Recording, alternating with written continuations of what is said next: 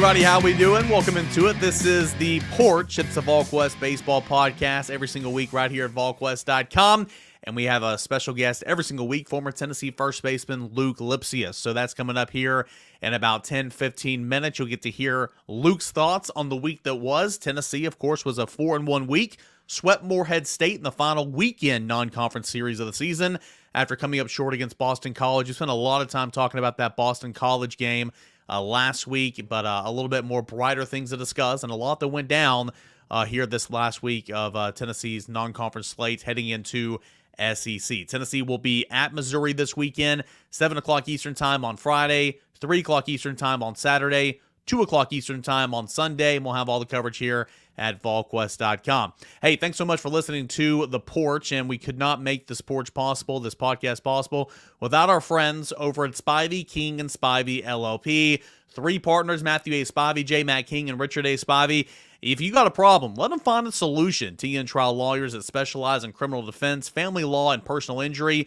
Great at what they do, and more importantly, they're great people, and they want to help you in their communities here in East Tennessee. If you're in person, go give them a look. Go give them a visit. 142 Cherokee Street in Kingsport, Tennessee. You can always call them for a free consultation at 423-245-4185, and always visit them online at Spivey, King, and Spivey, LLP.com. Thank you so much to our friends Spivey, King, and Spivey, LLP for making the Porch possible. Okay, so a week in review. Tennessee goes 4-1. It was a 23-4 slugfest, a beatdown, whatever you want to call it on Friday nights. Saturday, it was a twin billing, 6-0 in Game 1. I believe it was 6-3 in Game 2. Tennessee sweeps the Eagles of Morehead State. And a little bit of a different lineup, right? You had the same lineup on Friday in Game 1 on Saturday. And it was Kavaris Tears in right field, Dylan Dreiling as the DH. But both of those guys in the lineup for Games 1 and Game 2. Kavaris Tears also got a little bit of work in Game 3 of this series, and then Dylan Dreiling came on as a pinch hitter in Game 3 after not starting. I believe Hunter Inslee got the start there in one of those outfield spots in Game 3, and that forced Kavaris Tears to the DH. But liked what I saw. Really liked what I saw from those two guys over this past week. And again, just like Kyle Booker, okay, that doesn't mean that everything's roses. It doesn't mean that everything's great, right? I mean, after the Gonzaga series, we're like, all right, here we are. Kyle Booker swinging the bat. We know what Tennessee is capable of when Kyle Booker is swinging the bat like that, having that glove in the outfield like he does, what he can do, making this lineup deeper and better defensively. But again, baseball's a long time, and he comes back the next day, strikeouts 4 times out of 5 plate appearances, and we haven't seen much of him since. So it was good to see what Tears and Dreiling have done, because they have needed more opportunities, especially Kavaris Tears. Tony Vitello even said this past week, like, hey, before we put him in there last week, and I think he had the fewest, at bats on the team, and I think he had 5, and 3 of those were extra base hits, and so he deserves some opportunities. The biggest downfall for Tears is his defense, and it's not like he's horrible as a defender, but I think a couple of times over the last weekend and even on Tuesday, he doesn't read the ball off the bat the best, or he doesn't read the ball off the bat as well as the other outfielders like Christian Scott, obviously, Kyle Booker, Griffin Merritt, Jared Dickey even. And that doesn't mean that he's horrible, and that doesn't mean that he can't improve. It's just he's behind in that regard of his defensive prowess. Now, he's quick. He has a strong arm. He's got a really strong arm. I think we saw that throw from the right field corner to third base on Tuesday. I do not believe he was trying to go to second base. I think he was going to third the entire time, and Ahuna faked that tag at the second base bag. But that's something to where, that might be giving the coaching staff and Vitale a little bit of pause and trying to say, okay, Tears is going to be an everyday guy, and he's going to be our right fielder. Right now, it looks like that's what it's going to be, because he's made those starts 3 of the last 4 games, but he's been in the lineup each of the last 4 games. So, maybe that's a little bit of pause. And Dylan Dreiling, he's only been in the outfield 1 time over the last actually, throughout these starts here since last Friday, he's DH pretty much the entire time. And so I think that, and Tony Vitello said that these outfielders, they kind of complement each other. The young guys, Tears and Dreiling, they can smash the ball. The older guys, Booker and Scott, they can play defense. And so you might see all season long kind of to where you have these young guys that start the game, get a couple ABs, and then in the later innings, You might see Christian Scott or Kyle Booker come on as defensive replacement. Hey, that's baseball. We see that all the time. But I don't think we've seen the last of Kyle Booker, and I'm sure that Christian Scott will get some big pinch hit opportunities and stuff. But right now, it looks like it's Dylan Dreiling and Kavaris Tears going to be in this lineup, and I think that, personally, I think that is the way to go. I mean, that's what it appears, and that's what it's been each of the last 4 games. Kavaris Tears, just a smoke show, man. He homered on Friday nights, and already in 18 plate appearances, he's driven in 4 runs. He's slugging .889. He scored 6 runs, and again, he's hitting .500 in 18 at bats. He has 9 hits. Again, easily the fewest at bats on the team outside of guys like Jake Kendra and Ryan Miller, who really don't get opportunities all that often. Even Reese Chapman, who only has 10, but before last weekend, Tears was behind Reese Chapman, so it's been really good to see him do that. And then Dylan Dreiling, man, hitting .345, 29 ABs. He has 10 hits. 3 home runs, six ribbies. He homered on Friday night, kind of got lost in the shuffle. Homered on Sunday, homered on Tuesday, and I mean that's his 3rd home run of the week, and he's been looking really, really good. So I like what I've seen from this outfield. Obviously, Merritt is a mainstay. Obviously, Jared Dickey is a mainstay. Now there was kind of toying with those lineups where Jared Dickey was a DH batting 5th, and you had both Kyle Booker and somebody else like a Dylan Dreiling in that outfield for a little bit. But over the last 4 games of this past week, it's been Dickey in the outfield, whether it be right, left, and even got some innings I about said snaps. Football mindset, right? Even got some innings in center field as well. So really like what I saw from Kavaris Tears and Dylan Dreiling. I think you guys have as well, and I think Tennessee is going to need to rely on some of that offense, especially now that you are entering SEC play. So outfield clarity, Luke will say here in just a moment. I actually recorded and caught up with him before I in real time recorded this segment. He's going to say, hey, we might start seeing it be solidified following the second weekend of SEC play. So again, nothing is set in stone, but I think you're going to see a lot of Tears and Dreiling, and we're starting to get a bigger picture, a better picture, understanding of what that outfield kind of looks like. All right, next segment. Or next topic here, man, Maui Ahuna is heating up. The overreaction was hilarious. He's already back up to 297 in 10 ball games, 4 home runs, all since Friday, 17 RBI. He had 4 RBI on Tuesday. He had 5 RBI, I want to say, on Saturday in game 1. Whatever the case is, man, he's hitting the piss missiles out everywhere. He's killing it, right?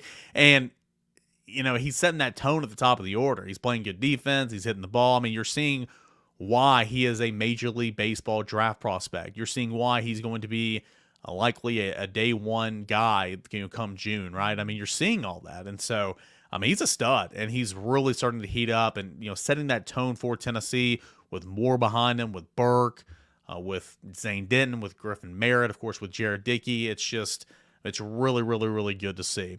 I think Zane Denton and Griffin Merritt are severely underrated on this team. Zane Denton hit for the cycle on Friday night. And again, I know it was Moorhead today, and it was during a 23-4 blowout. So, it is what it is. But, Zane Denton, switch hitter, hitting 4th and is an RBI machine for your club. No one's talking about him, right? And then Griffin Merritt, man, kind of concluding this transfer weekend, if you will, that I wrote about in the 3-2-1. Griffin Merritt, 3 home runs on Saturday. 1 home run in game 1, 2 in game 2, or maybe I've got that backwards. Whatever the case is, 2 of those were 3-run shots. He's a stud, right? I mean, he's a veteran. He's an older guy. He's had tons of plate appearances throughout his career.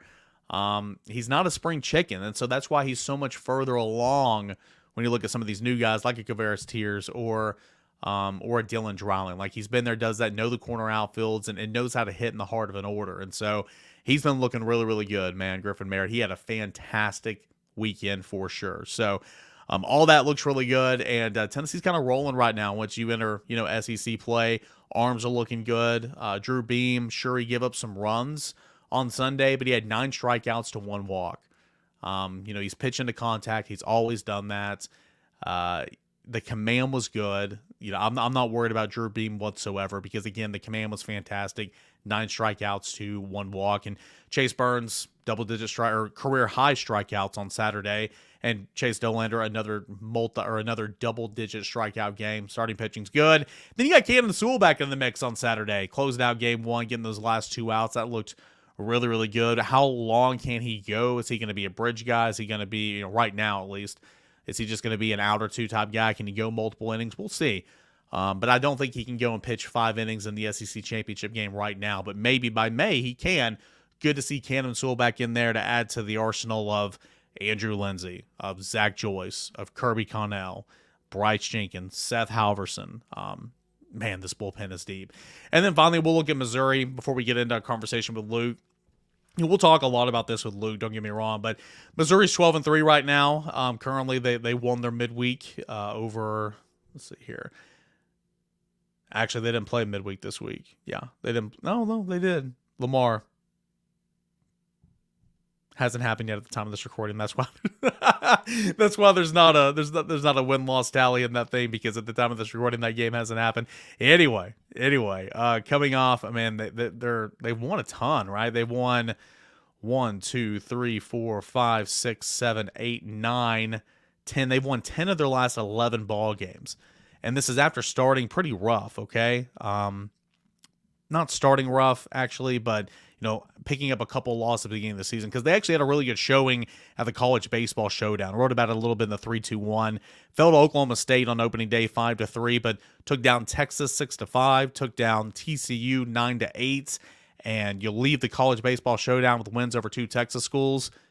That's pretty impressive, right? Came back and lost a Thursday outing, game 1 of a series to FIU, but then went on to win all those, and then they've been pretty much winning ad nauseum since. They dropped 1 game to NJIT back on last Friday, 2-1. But this is a Missouri team that's playing with a whole lot of confidence right now, playing well at home, 7-1, 12-3 overall record, and they've got some guys to rely on, that names that we've heard of before, like Luke Mann, 5 home runs, 12 RBIs, hitting well over 300, almost 400 at 379 and 58 at bat. So he's swinging the bat really, really well. Trevor Austin, driven in 14 runs on the season, hitting 373. You've got Hank Niesler, 5 home runs, 18 ribbies, leading the team, 43 ABs, hitting 279. So he's looking good. You got some other guys who are getting on base, stealing bases. Ty Wilsmeyer has stolen 9 of 11 bases so far this season. He is the stealing threat when he gets on the base pass. Don't sleep on Justin Colin either. He's stolen 4 out of 5 as well, when given the opportunity. So Tennessee's catching situation, we'll have to watch out for that. And then you look at the pitching for Missouri. They're kind of headlined by a pair of starters, and Chandler Murphy, who has started 4 games. He's 2-1 as a 3.48 ERA, looking pretty good. And Rorik Maldred, who started 3 games, has a 3.07 ERA and 14.2 innings pitched on the season. He's looked pretty firm there. Sam Horn did make his collegiate debut on the mound. I think it was last weekend, or maybe it was 2 weekends ago. Anyway, he's tossed 4 innings and a third. He picked up the win, actually, in one of those games.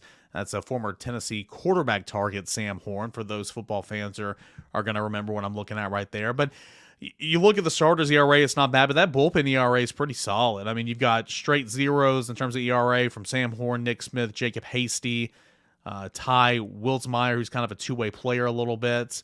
Those guys are coming out of the pen. You have a guy that's pitched over 7 innings on the season out of the pen. Logan Lunsford has a 2.45 ERA. That's something to look out for. You have a guy that's done 15 innings and 2/3. And Tony Newbick, who's actually got a start on the season as well, but he's got a 3.45 ERA.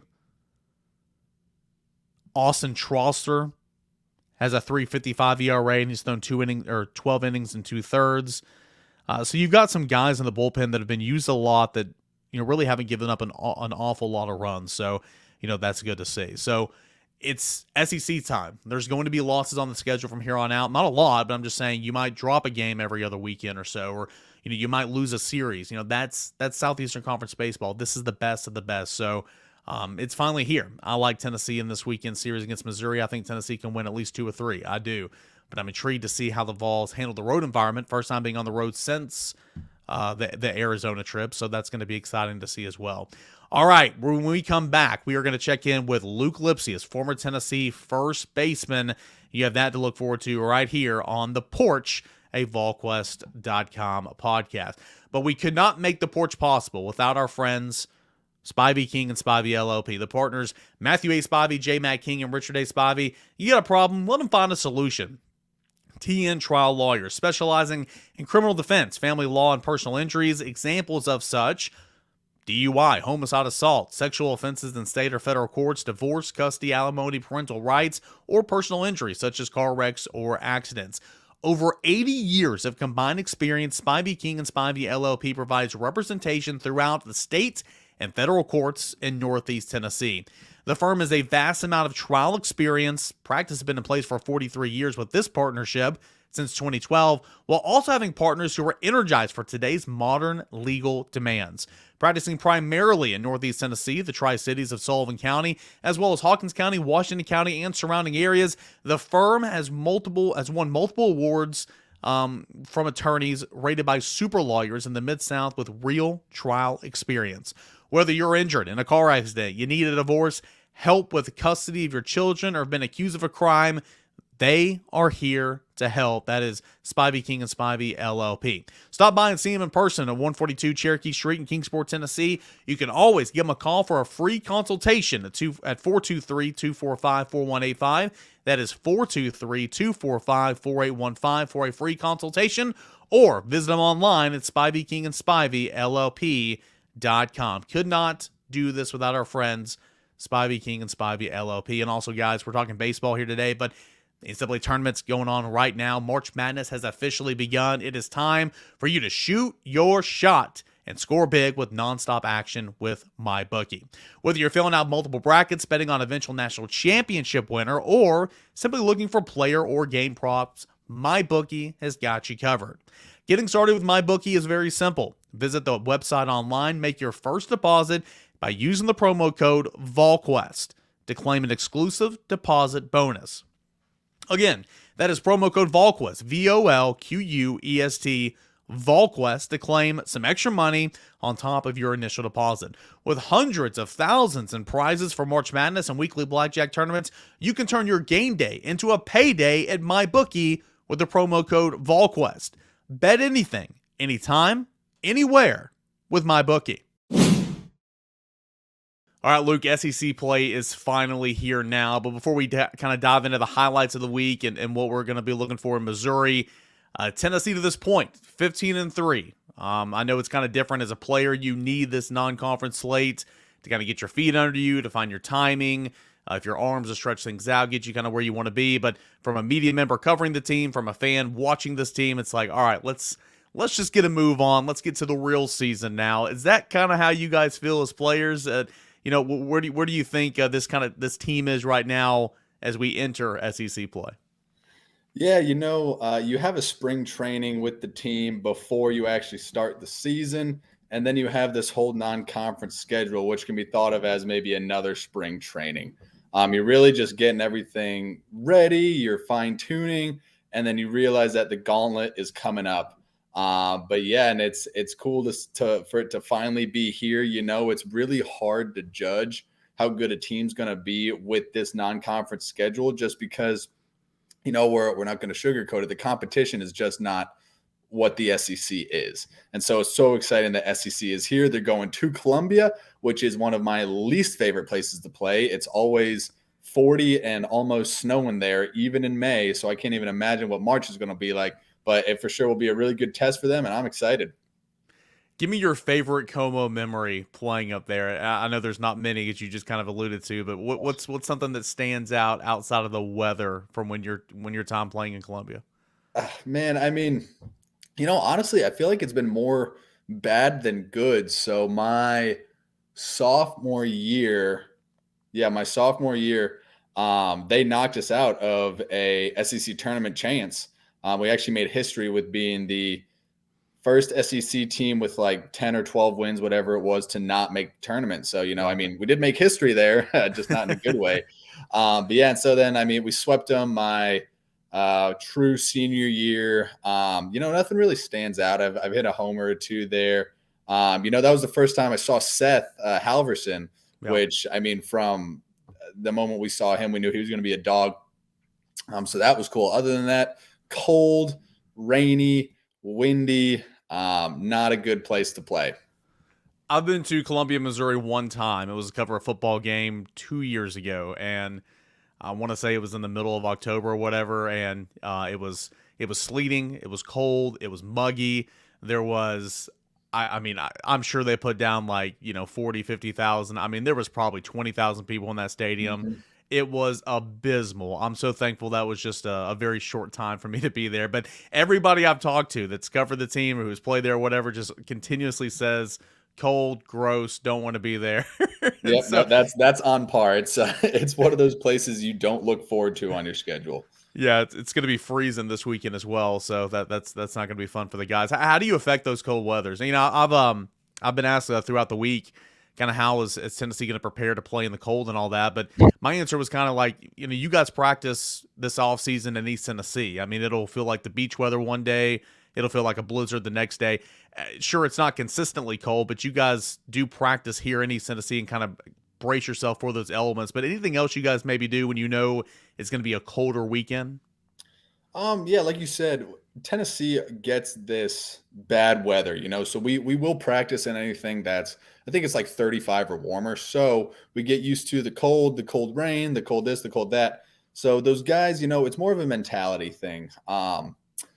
What V's main thing, what he would say to us, it's especially if, let's say, you weren't a starter, and this can apply to starters, is if you look cold, you're not ready to play, so you're not going to go Yeah. in the game. And so it's one of those things, it's going to be cold. You kind of just have to tell yourself, like, it's going to be cold. F it. We're going to go out and we're going to do our thing.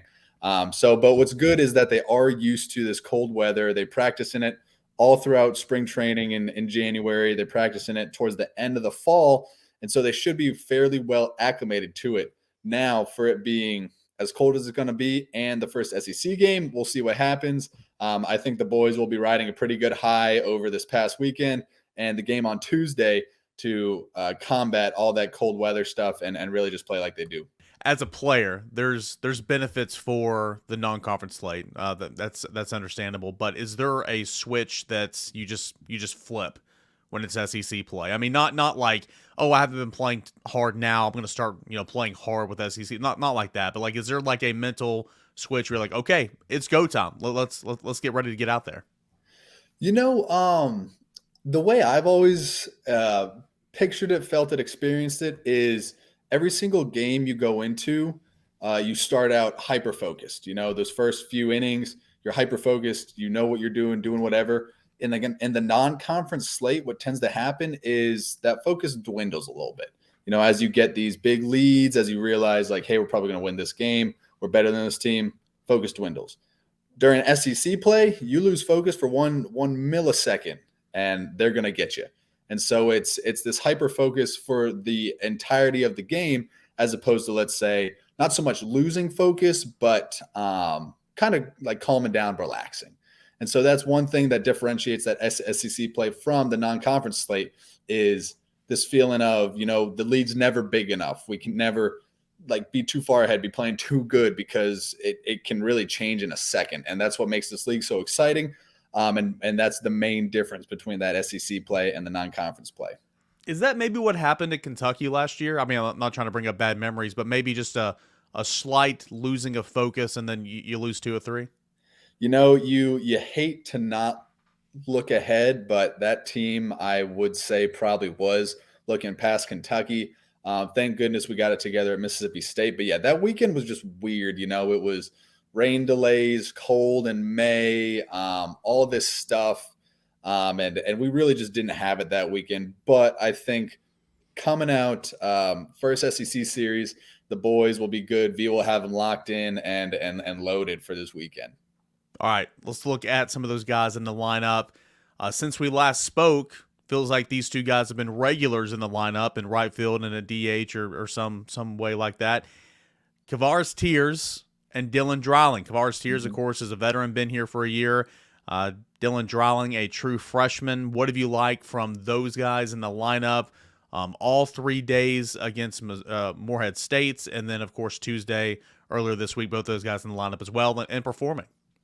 So one thing I do want to note is, it seemed like Kyle Booker was going to be in there mainstay, and then he has this horrible day on Tuesday.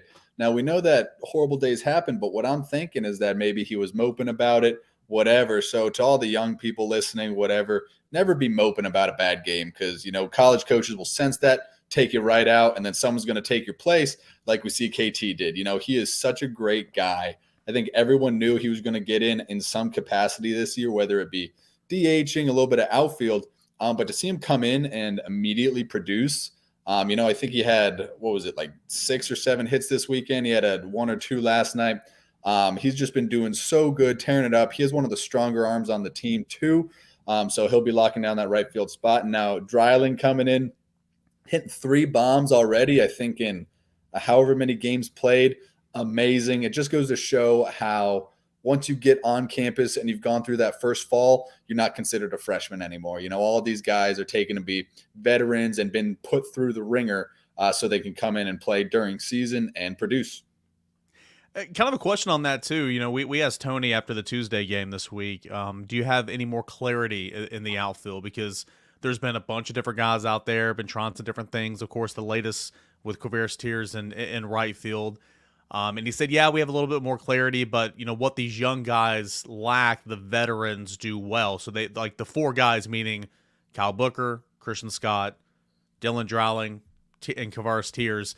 Like the younger guys are smashing the ball. The older guys can play good D. And in baseball, a lot of times you will have late inning replacements. We've already seen Christian Scott come on and play a ton in the outfield. He did so last year. Kind of having said all that, like, do you think? I mean, baseball's a long season, but do you think like Tennessee may ride with this younger duo for right now? And if they don't produce, then maybe you throw Booker back in there? Because after the Gonzaga series, man, it looked like Booker, everything was finally clicking. Mm-hmm. And I still do believe Tennessee is at its best with Booker consistently hitting enough to stay in the lineup, but you can't play a guy if he's not doing that. Yeah, so it all depends. Like I said, the SEC is its own animal. So it's hard to draw any conclusions going into the first weekend, but I think maybe not after this weekend, but after the second one, we'll start to see a settle in of the outfield, because it is a long conference schedule. It's a long rest of the season, but usually how you start is going to be how it goes, and that after that second series, you can tell which guys are really up for the challenge and which guys kind of back down. And so I think that more than likely, they'll keep riding with at least KT in there. Just with how he's been producing. And he does play a good D, but I think we will see some Booker in there, and I would love to see C-Scott in there. He's been grinding for so long. Yeah, no doubt about it. And again, if those 2 guys are coming off your bench to play outfield in the 7th, 8th, 9th innings, or a guy like Kyle Booker coming to the plate as a pinch hitter late in the game, I mean that's a good position to be in for sure. Man, Maui Ahuna, man, he is heating up, and again, it's just. The overreaction, you see it in all sports, at every single fan base. It's not just here at Tennessee, but there was some overreaction a little bit, small minority. Oh, he's a bust. What are you talking about? This guy sucks. And it's like, chill, man. It's 5 games in. 5 games in. Boy, is he heating up right now. Already tied for 3rd on the team with 17 runs driven in, only 37 at-bats. He's got 4 home runs. Homered again on Tuesday. Drove in 4 on Tuesday. Had 3 home runs over the last weekend. Boy, he's looking good at the top of that lineup, man. And that's a guy that can hit 2nd, 6th, 4. I mean, you can put him anywhere. Yeah, 100%. He's getting hot at the right time. You want to get hot basically 2 times. It's right before SEC and then right before the playoffs. If you can maintain everywhere else but those 2 times, you'll be fine. And so he's doing exactly that. What's crazy to me is he's been in the leadoff spot now. I think it's been for the last 5 or 6 games, however long it is, but his production has not dwindled at all. And that's a testament to not only the bottom of our lineup, but then his ability to drive the runs in when people get on. I've always said every single baseball stat is a roundabout way of seeing how many runs you drive in, how many runs you score, right? Those are the 2 most important stats to look at, and he's doing exactly that. He's driving them in. He's scoring them. He's doing great defense. All good. I think this is the Maui that everyone expected to see. And I'm really excited for his first taste of the SEC. Right now it feels like that 1 through 6 is really clicking. Maui, you got Christian Moore, who nobody's talking about, who's having a great season. Blake Burke doing Blake Burke things. You've got Zane Denton, who hit for the cycle on Friday night, and then Griffin Merritt. Those 5 guys, and then Jared Dickey as well. Mhm. Those 6 guys are really, really clicking, and I feel like that was kind of the vision. Is you can kind of map it out during the offseason. These 6 guys is kind of going to be the top 2/3 of our lineup, and then let's just figure out that bottom third. But those 6 guys, I mean, if you were an opposing player going against them, or maybe an opposing pitcher trying to throw to them, how difficult is those 6 guys here to begin this lineup? Oh, it's so tough. Just looking at what you got to face, not only the talent, but then righty, lefty, all Yeah. that other stuff. If I was a pitcher, I wouldn't be able to take a breath. I would feel just, I got to get this guy, like, no relaxing until maybe that latter third. Even though we still got some good guys down in the 7, 8, and 9 hole, which is awesome. Mm-hmm. But yeah, like you said, they are looking to be as close to firing on all cylinders as possible, which is really awesome to see going to SEC. Of course, the hope is that they'll keep on getting better. But like you said, that core 6 guys is who everyone expected to be doing what they are doing. And to see Griffin hitting the ball out of the yard, especially Dickey doing his thing. Burke, of course, is going to be Burke. And then, who would have thought SEMO would be flying under the radar? I think it's a good thing when a potential first rounder is flying under your radar, being outshadowed by the rest of your other 6 guys. But of course, those 6 guys, they bring fear to the other pitchers. And it's going to be one of those things where if they don't go, we might see some struggle from Tennessee. But I think that it's going to be nearly impossible for all of them to not go in one singular game. Yeah, and again, most baseball teams are not loaded 1 through 9 in the order. I mean, again, Mhm. you correct me if I'm wrong. I know you moved around a little bit, but you were primarily like a 7 hitter in this lineup, correct? Yeah, it was anywhere 6, and then just last year was when I got pulled up to that 2 spot. Yeah, yeah. Again, you moved around a little bit, but Russell was sitting in the bottom third of the. I mean, it's like that's not normal, and Mhm. so there's still some firepower at the bottom of this order for Tennessee as well. But that front 6 is just, I feel like, underrated. We talk about SEMO a little bit, but everybody's going to talk about the outfield right now because they want it to be solidified. So a lot of Tears, Dryling, Booker talk, Mhm. a lot of Maui talk. Blake Burke, you got to talk about him right now. Jared Dickey a little bit. Where is he going to play? And now where is he batting? Like, those guys have been mentioned a ton, but 2 new guys who have come in and just raked. And I feel like nobody's talking about him. Zane Denton and Griffin Merritt. You spoke on Merritt just a moment ago, but how underappreciated are those guys right now? I feel like they're just super underrated, but all they're doing is hitting well over 300 and, amongst the team leaders and home runs and ribbies. Yeah, I think Merritt gets a little bit more praise than Denton. Denton is the epitome of underrated. He is that silent hitter. What's crazy? He's hitting 4-hole and Yeah. not getting talked about. He's driving in all these runs. He hit for the cycle, which is nearly impossible to do. So it's awesome for him. From what I heard, he's a great guy. So you just love to see him do well. But yeah, the fact that he's flying under the radar, probably because he's not hitting 450-foot homers, he's just getting it done, is awesome to see. And he was one of the guys that I did have my eye on in the beginning of the season, because even if he wasn't hitting homers, if he wasn't hitting 500, whatever it was, every time there was an RBI chance, it seemed like he got the run in. And if you got a guy like that at your 4-hole who is going to give you at least RBIs, then you're going to be in such a good position. He's got so much experience. He's a veteran. And so I think he's going to be this solidifying force to maybe even jumpstart this offense when they need it. Lead the team in sacrifice flies as well. I feel like that's how he was driving in those runs in Arizona in the Exactly. first week or 2 of the season. Love that switch hit too, man. That's something like Mhm. growing up, man, when I was younger, like you saw more switch hitters, and like now I feel like it's almost a lost art. Like, Mhm.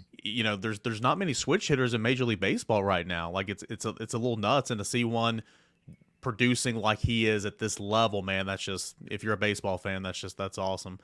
I want to ask you before we close on Missouri. I do want to ask about this bullpen. I mean, Chase Burns, Chase Dolander, Drew Beam, they're doing their own thing right now. They're killing it.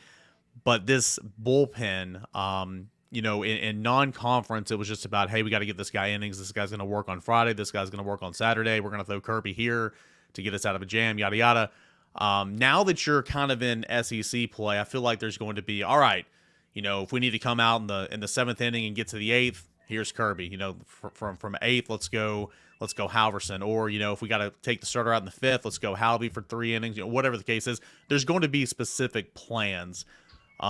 This bullpen's deep. It's an embarrassment of riches. There are guys that deserve to pitch more that just aren't because there's so many. But Sewell now healthy, getting back in there and getting 2 strikeouts. And, of course, you have Andrew Lindsay. A.J. Russell's looked really good, but he's a guy that might miss out on some innings. Zach Joyce, Kirby Connell, Bryce Jenkins, Seth Halverson, Jacob Bemby, all those guys. Kind of, what do you like about this bullpen heading into conference play? And as good as Tennessee's starters are, Tennessee's going to have to rely on that bullpen all season long. That's just baseball. Yeah, well, so the good thing is that if they keep on pitching like they do, the starters, that is, they'll be able to go deeper into games than most starting rotations would be able to. So that means instead of eating up 4 or 5 innings, you're eating up 2, 3, hopefully. Yeah. And so what's great about what A and V and them have done with the bullpen is they've all got, or sorry, not all, the meat of them have long inning experience. And what I mean by that is they're all able to go 3 innings if they need to. Yeah. I know most plans will be, let's say Dolly were to go 6 or 7, throw in Halvey for the rest of the game. Or what I love is a Dolly 6, a Kirby 1, maybe 1.5, 2, and then Halvey close the rest of the game. And then the next game you got a Burns, Sewell, Lindsay deal. And then Sunday you kind of piece it all together. Halvey could come back, whatever. I think that's what you'll see the plan is keep the hitters off balance with hard righty, softer lefty, and then one of these 2 dogs at closer, either Halvey or Lindsay. And then you can mix in a Russell, like you said, a Bimby, all these other guys that can eat up innings. But I think the plan going forward will be to try to let the Halversons, Lindsays go for 2 innings to close the game, as opposed to lead up in a long relief and then a single inning closer. All right, I want to get your thoughts on Missouri here to close things out. It's a team that is 12-3 right now, 7-1 at home. It's a little bit better than I think anybody thought at this point in the season, and they've got guys in the lineup that I know names that you recognize, like Luke Mann, 5 home runs, 12 ribbies, Trevor Austin, 14 RBI so far. Hank Ziesler, 5 home runs, 18 RBI, leading the team there. What do you know about Missouri? What do you remember about some of these guys that Tennessee's going to square off again this weekend? Yeah, so they didn't have the best season last year. They're kind of average, middle tier, but they were really gritty. And so when you have a team like that that's just going to try to grind out ABs, grind out a win, they're harder to beat than a team, let's say, that's full of talent that doesn't want to play. And so their offense pretty good. Pitching staff gives up a little more runs than they would probably like to. But again, going into that environment on their turf, first weekend coming out, it's just going to be a who wants it more. No one really knows what they're going to have yet. Of course, we have more talent on paper, but they're going to grind it out. Hopefully our guys will grind right back. And I think we're going to have a really good game, a really good series this weekend. All right, Luke, something I'm going to do now that we're in SEC play, the way we're going to close out our chat every week, I want you to give me a prediction. It can be Tennessee 2-1, Tennessee sweep, whatever. What's your prediction for this weekend? Oh, man, last time I made a prediction, it went very poorly. So I'm tempted to say we're going to go 0-3. But no, we're whatever you need, man. I think, opening it up at Missouri, I think we're going to go 2-1. And I say that because I think we're going to mix in a game there that we do look a little bit young now that the competition is fierce. But I do think that we'll take it away the other 2 games. And, like what the coaching staff always preached to us, a 3-win week is all you need in order to have a lot of success in the season. Yep. So I think we're looking at a 2-1 series. If we get more, that's great. But yeah, I'm saying 2-1. And remember, everybody, we're in Southeastern Conference play now. So there will be a loss, here and there, and it's not football. Don't freak out. It's baseball. It's baseball. Like it's going to happen. But you said it right there. I know you've heard it from that guy. Tony Vitello said it on Tuesday night. We're after 2 wins a weekend, essentially is what he said. We want to win the series. You stack winning series upon winning series upon winning series. You got a good ball club. So we'll see if Tennessee can do that this weekend. Luke, as always, man, appreciate it. Great stuff. And let's catch up next week about hopefully Tennessee having a winning series in Como, bracing the elements and taking down those Tigers. Yep, it was fun. Can't wait for next week and this weekend. All right, that is former Tennessee first baseman Luc Lipcius, always right here every single Thursday on The Porch. The Porch is brought to you by Spivey, King, and Spivey, LLP. Matthew A. Spivey, J. Matt King, and Richard A. Spivey. You got a problem? Let them find a solution. T&N Trial Lawyers specializing in criminal defense, family law, and personal injury. They are fantastic at what they do. They're good at what they do, and they're good people, and they want to help you. Go see them in person at 142 Cherokee Street, Kingsport, Tennessee. Give them a call at 423-245-4185 for a free consultation, or you can always visit them on their website at Spivey, King, and Spivey, LLP.com. Tennessee at Missouri this weekend to begin SEC play. The Volunteers are 15-3. Missouri is 14-2, 12-3. There we go. It's on my bottom ticker. Missouri is 12-3. Friday night, 7 o'clock Eastern Time. Saturday night, 3 o'clock Eastern Time. And Sunday, 2 o'clock Eastern Time. And these games will be telecasted on streamed on the SEC Network Plus.